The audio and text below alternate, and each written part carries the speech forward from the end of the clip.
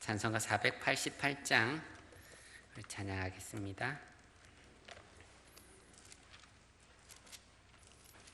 찬송가 488장입니다. 우리 1절, 3절, 4절 찬양하겠습니다.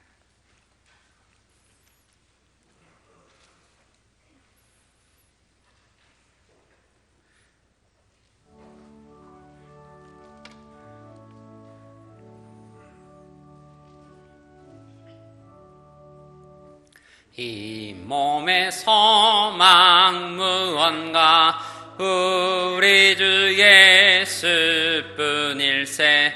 우리 주 예수 밖에는 믿으리 아주 없도다. 주 나의 반석이시니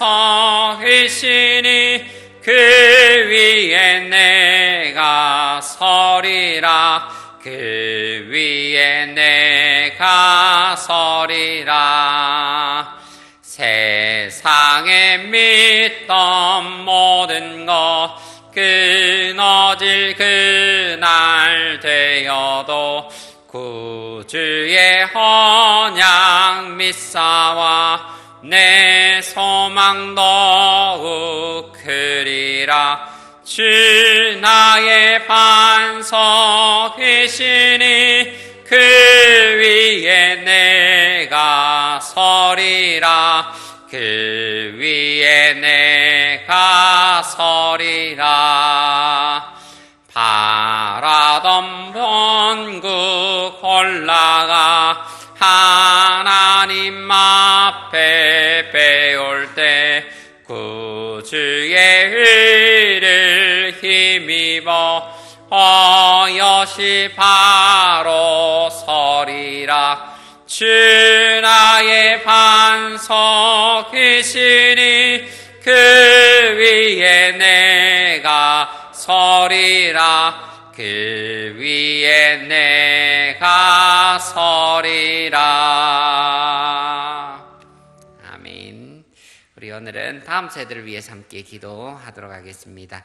우리 믿음의 세대가 교회에서 세워질 수 있도록, 그리고 또한 아이들을 담당하고 있는 교육자들, 그리고 교사들, 부모님들에게 은혜 주시고 아이들 잘 하나님의 말씀으로 양육할 수 있도록 위해서 기도해 주시고, 우리 다음 세대를 위해서 또 리모델링을 구상 중에 있습니다. 하나님께서 인도해 주셔서 선한 방향으로 건축이 지어질 수 있도록 위해서 기도해 주시면 좋겠습니다. 우리 다음 세대를 위해서 함께 합심하여 주의 한번 외치시고 기도하겠습니다.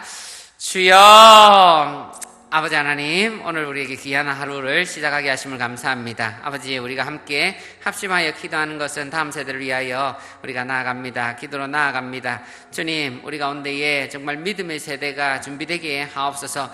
우리 교회 가운데에 하나님께서 많은 아이들 보내주셨는데 주님, 모든 아이들이 하나님의 말씀을 잘 알고 배울 수 있도록 은혜를 다하여 주시고, 주님, 들려지는 모든 말씀을 그들의 마음으로 잘 받아서 정말 그 마음에 심겨진 말씀이 자라고 열매 맺을 수 있도록 은혜를 다하여 주옵소서.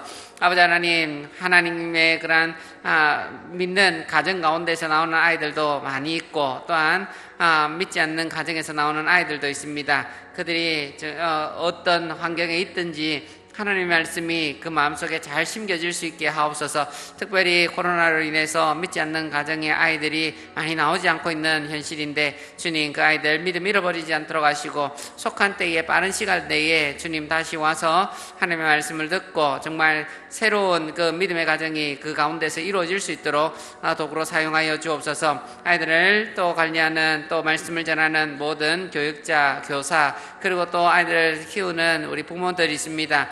주님, 우리들도 연약한지라 하나님의 은혜 구하지 않으면 우리가 아이들을 관리할 수가 없고, 또한 그들에게 좋은 것을 전해줄 수가 없습니다. 아버지 하나님, 우리에게 먼저 은혜를 다하여 주시고 성령의 충만함 다하여 주시고 지혜와 인내와 사랑을 다하여 주셔서 우리 아이들 잘 양육할 수 있도록, 주의 자녀로 양육할 수 있도록 은혜를 다하여 주옵소서. 뿐만 아니라 주님, 우리 교회에 또 리모델링을 구상 중에 있습니다. 주님, 모든 일들에도 하나님의 은혜를 다해 주시고 모든 구상하는 분들 하나님께서 붙들어 붙들어 주셔서 주님 선한 방향으로 나아가게 하시고 좋은 발전이 있는 그러한 건축이 될 수 있도록 하나님께서 은혜를 다하여 주옵소서. 오늘도 우리 가운데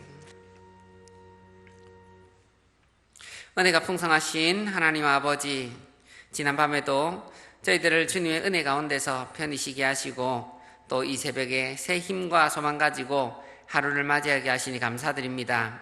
우리가 예배하며 기도로 구할 때에 하나님께서 오늘에 필요한 영육 안에 힘 내려주셔서 거룩한 주의 자녀답게 살게 하옵소서.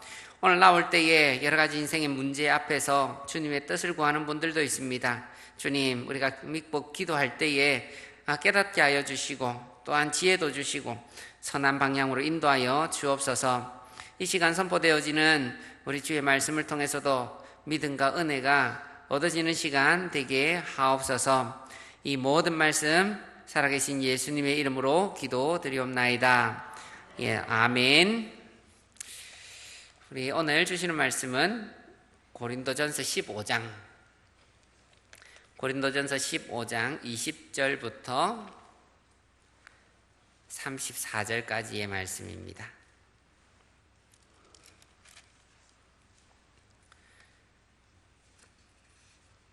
고린도전서 15장 20절에서 34절까지 우리 한 절씩 교독하겠습니다.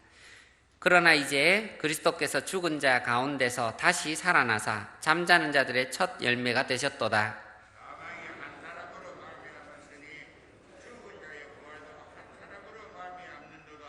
아담 안에서 모든 사람이 죽은 것 같이 그리스도 안에서 모든 사람이 삶을 얻으리라.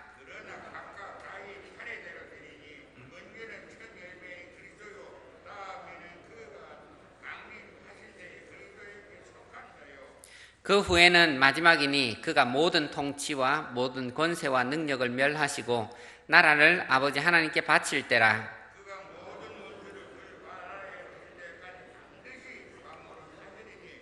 맨 나중에 멸망받을 원수는 사망이니라.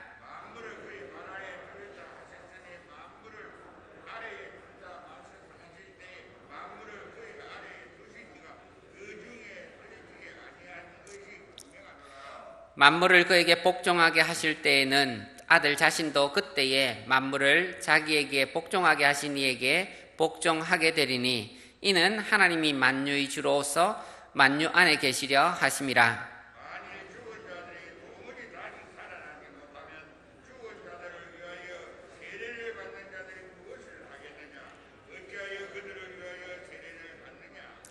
또 어찌하여 우리가 언제나 위험을 무릅쓰리요.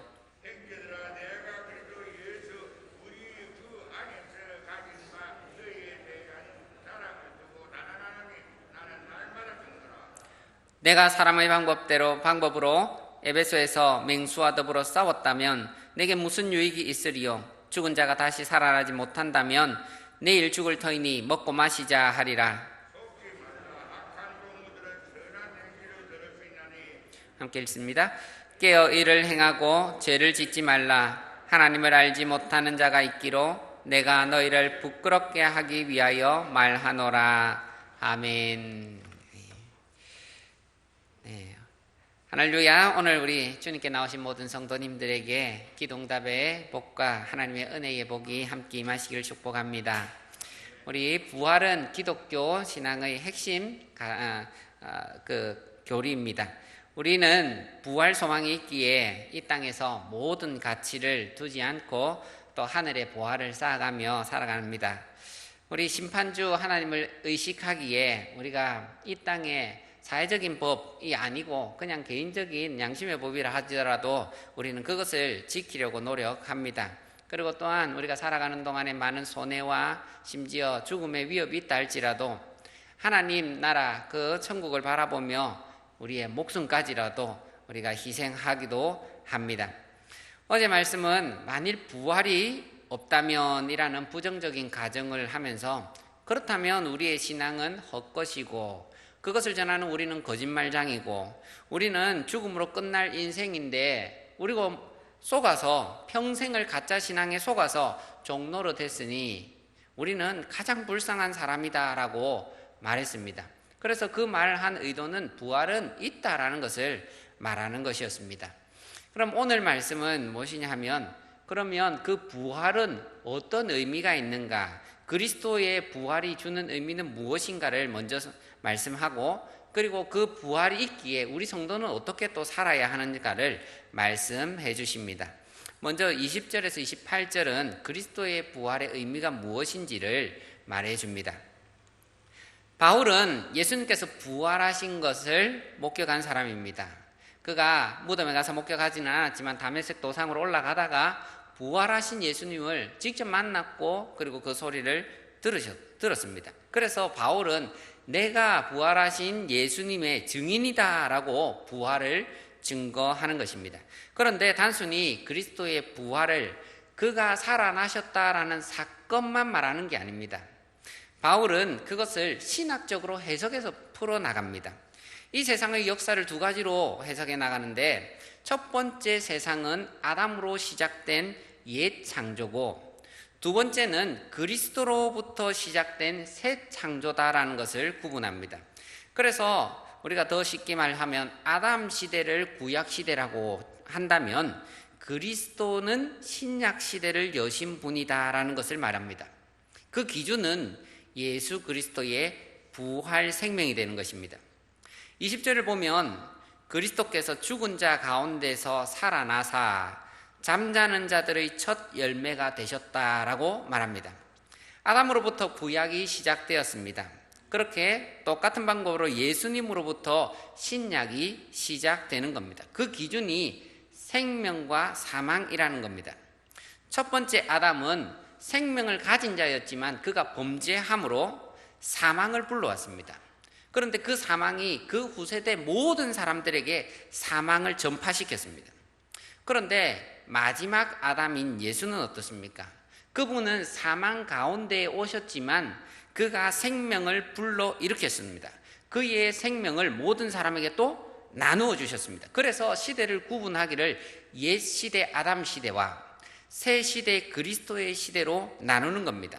22절을 보면 아담 안에서 모든 사람이 죽은 것 같이 그리스도 안에서 모든 사람이 삶을 얻으리라, 이렇게 선언하는 것입니다. 이 생명은 부활 생명입니다. 우리가 성경을 보면 구약에도 몇 사람이 엘리야와 엘리사가 과부의 아들을 각각 살립니다. 그리고 예수님도 야이로의 딸 나인성 과부의 아들 나사로를 살리십니다. 베드로도 살렸습니다. 그런데 그것을 부활 생명이라고 하지 않습니다. 왜냐하면 그들은 살아났지만 다시 죽었기 때문입니다. 그런데 예수님의 부활 생명은 어떻습니까? 예수님의 부활은 그분이, 우리 예수님께서 죽었다가 살아나셨고 그 위에는 지금까지 죽지 않습니다. 영원히 죽지 않으십니다. 그러기에 부활 생명이라는 것은 이 예수님의 생명처럼 한번 다시 살아나면 결코 죽지 않는 영원한 생명인 줄 믿으시길 바랍니다. 그 생명을 예수 안에 있는, 그리스도 안에 있는 모든 사람에게 주신다라고 말씀하십니다. 그 시작이 예수님이 첫 번째 분이시기 때문에 첫 열매다라고 말합니다. 예수님은 부활의 첫 열매다. 이것은 구약의 절기 이미지를 따서 가져온 이미지인데, 맥추절이나 우리 수장절과 같이 곡식을 거둬들이고 나서 우리가 감사절을 지내게 됩니다. 그 유대 민족들이 감사절을 지내게 되는데, 농사가 잘 되고 나서 첫 번째 단 한 묶음을 하나님께 바칩니다. 아니면 호박 같은 것들은 하나를, 큰 것 좋은 걸로 첫 번째 거를 하나님께 바칩니다. 그러면 그 바친 한 단, 하나의 열매가 전부가 아니라는 거죠. 그 이외에는 많은 아직 곡식들이 밭에 있습니다. 그것을 추수하게 될 겁니다. 그와 똑같이 예수님은 하나님께 드려진 첫 번째 부활의 열매로 드려졌습니다. 그와 마찬가지로 아직 많은 사람들이 부활의 열매로 기다리고 있습니다. 밭에서. 그것이 어떻게 되느냐? 그 바로 예수 안에 있는 우리다라는 것을 말합니다. 예수님은 부활의 첫 열매가 되시고 그 후에는 그리스도께 속한 천천히요 만만이나 되는 수많은 성도들이 대기하고 있는 것입니다. 그러면 우리의 부활은 어떻게, 언제 일어납니까? 23절을 보면 먼저는 첫 열매인 그리스도요, 다음에는 그가 강림하실 때에 그리스도에게 속한 자요라고 말합니다. 우리가 사람이 죽으면 영혼과 육체가 분리됩니다. 그리고 육체는 우리가 흙으로 돌아갑니다. 영혼은 어떻게 됩니까? 영혼은 우리가 하나님의 심판대로 올라가서 거기에서 하나님께서 낙원과 음부로 가는 길을 심판하십니다. 그래서 예수 안에 있는 자는 하나님께 계신 낙원으로 갑니다. 예수 안에 없는 사람은 그가 예수를 믿지 않았기에 자기의 죄를 가지고 음부로 가서 벌을 받습니다. 언제까지 낙원과 음부로에 가서 대기합니까? 그것은 예수님이 재림하실 때까지, 강림하실 때까지 그 일이 일어납니다. 그리고 나서는 예수님이 강림하시면 이 세상에 한번 태어난 모든 사람들이 육체의 부활을 입게 됩니다. 죄인이든 의인이든 하나님께서 모든 사람을 부활시켜버립니다. 그게 26절 말하는 맨 나중에 심판받을 원수가 사망이라는 말입니다. 더 이상 사망이 모든 사람 한 사람에게도 적용되어지지 않습니다. 예수님께서 강림하시는 날에는 사망이 없어집니다. 예수님께서 모든 사람을 부활시키기 때문입니다. 그래서 요한복음 5장 29절에는 의인은 생명의 부활로, 악인은 심판의 부활로 살아난다라고 말하는 겁니다. 그리고 부활한 육체를 입고 이제 다시 한번 나누어지는데, 하나님께 속한 자는 천국으로, 하나님께 속하지 않은 사람은 지옥, 영벌로 내려가는 것입니다. 그러기에 하나님 앞에서 아무도 한 사람도 숨겨질 수 없습니다. 심지어 사망이라 해도, 사망을 당한 사람이라 해도 숨겨질 수 없고 도망칠 수 없는 것입니다. 그러기에 이제는 우리 부활을 믿는 사람들이 어떻게 살아야 하나, 그것을 29절부터 말합니다. 두 가지를 말하는데, 첫 번째는 그리스도를 위해 고난받는 삶을 살아야 한다라는 것입니다. 만일 부활이 없다면이라고 29절에 가정하면서 시작합니다. 그러면 만일 부활이 없다면 우리가 살아나지 못했을 것인데 세례를 왜 받겠느냐, 그리고 왜 우리가 죽을 터인데 고난을 왜 받겠느냐, 뭐 이렇게 이야기를 하죠. 그래서 이것을 거꾸로 보면 우리가 부활을 믿기 때문에 무엇을 하냐, 우리는 세례도 받고 또 위험을 무릅쓰고 고난도 감수한다라고 말합니다. 사도 바울은 실제로 나는 날마다 죽노라 하면서 고백할 만큼 고난을 감내하고 살았던 사람입니다. 그리고 자기가 매일매일 죽어지는 자기 부인을 했던 그런 사람입니다. 왜 이렇게 살아갔습니까? 그 이유는 부활을 믿기 때문에 그렇습니다. 그래서 우리가 오늘도 우리 여러분들 성도님들께서도 왜 하나님의 의를 위해서 하나님께서 말씀대로 하나님께서 주신 그 말씀을 지키려고 살아갑니까? 우리가 부활을 믿기 때문에 다 그렇다고 하는 것입니다. 두 번째는 깨어서 의를 행하고 죄를 짓지 말라, 34절에 그렇게 말합니다. 부활이 없다면, 이 생이 전부라면 이 땅에서 잘 먹고 즐기고 잘 사는 것 외에 무슨 소망이 있겠습니까? 이 생이 전부인데. 하지만 부활이 있다면 그렇지 않습니다. 우리는 하나님 앞에서 살아야 하는 것입니다. 우리는 다시 죄 많은 세상에서 오늘 또 하루를 살게 될 것입니다. 그런데 부활을 믿는 내가 어떤 수고와 위험, 이것을 감수할까, 오늘 우리 한번 생각해 보시는 시간 되었으면 좋겠습니다. 그리고 우리 기도로 문양하셔서, 하나님, 오늘 여러 가지 일들, 그리고 또 나를 유혹하는 것, 쓰러뜨리려고 하는 그러한 일들이 있을 것인데, 하나님, 내가 부활을 믿는데 하나님 앞에서 이기며 나아가는 성도가 되게 하옵소서. 우리 이런 마음으로 함께 합심하여 기도하기를 원합니다. 우리 들으신 말씀 생각하며 기도하겠습니다. 마지막 때를 기억하는 종말의 신앙으로 오늘을 하루를 신실하게 살아가는 성도가 되게 하옵소서. 그리고 또 부활이 되면 우리 한 소망 안에서 우리 모든 성도들이 만나게 될 것인데, 우리 같은 동반자로 서로를 사랑하며 격려하며 우리 나아가는 우리 모든 교회의 성도들 되게 하옵소서. 이러한 기도의 제목을 가지고 함께 기도하겠습니다. 우리 주의 한번 외치시고 기도하겠습니다. 주여, 아버지 하나님, 오늘도 우리에게 귀한 말씀 허락하여 주심을 감사합니다. 하나님께서 우리에게 부활을 허락해 주셨습니다. 정말 하나님 예수 그리스도의 희생으로 말미암아, 그분의 또한 살아나심으로 말미암아 우리에게도 또한 동일하게 부활이 적용되어질 줄 믿습니다. 주님, 이 신앙 흔들리지 않는 저희들 다 되게 하여 주시고, 주님 정말 그 믿음이 아버지 지식적인 믿음이 아니라 능력 있는 믿음, 내 삶을 바꾸는 믿음, 내 삶 가운데에 주장하는 믿음이 되게 하셔서 주님, 오늘을 살아갈 때에 어떠한 기준으로, 어떠한 가치관으로 살아갈지 아버지 우리를 가르쳐 주옵소서. 오늘도 아버지 그 신앙을 굳게 믿는 바울의 예를 통하여 우리가 그분의 말씀을 통하여 아버지 하나님 우리가 다시 한번 배우게 됩니다. 주님, 오늘 하루를 살아갈 때에 아버지 우리가 다음 세상이 없는 것처럼 살아가지는 그런 어리석은 자 되지 않게 하시고, 이 땅의 모든 소망, 모든 목적을 다 두고 살아가는 그러한 어리석은 사람같이 되지 않게 하시고, 정말 하늘 소망을 바라보며 우리가 나아갈 본향을 바라보며 살아가는 우리 모든 성도들 다 되게 하옵소서. 부활은 반드시 있습니다. 하나님께서 그렇게 말씀하셨고 우리 예수께서 아버지 하나님 그 증인이 되셨기 때문입니다. 우리의 부활, 그 부활 때에 아버지 하나님 우리가 누릴 그 영광과 그 영광, 그 상급은 우리가 감당하지 못하고 또한 상상하지 못할 그런 일들이 일어날 줄 믿습니다. 주님, 그것을 바라보며 오늘도 하루하루 정말 하늘의 소망을 두며 정말 하늘의 보화를 쌓아가며 살아가는 저희 모든 사람들 되게 하옵소서. 아버지, 이 땅을 살아가면서 여러 가지 육신의 문제와 또한 상황의 문제와 가족들과 관계의 문제나 여러 가지 건강의 위협이나 또 어려움을 당하는 우리 성도들이 있습니다. 주님, 모든 성도들 가운데에 부활의 소망 허락하여 주옵소서. 아버지 하나님, 이때를 살아갈 때에 오늘 하루를 넉넉히 이겨낼 수 있는 그런 부활의 소망 허락하여 주옵소서.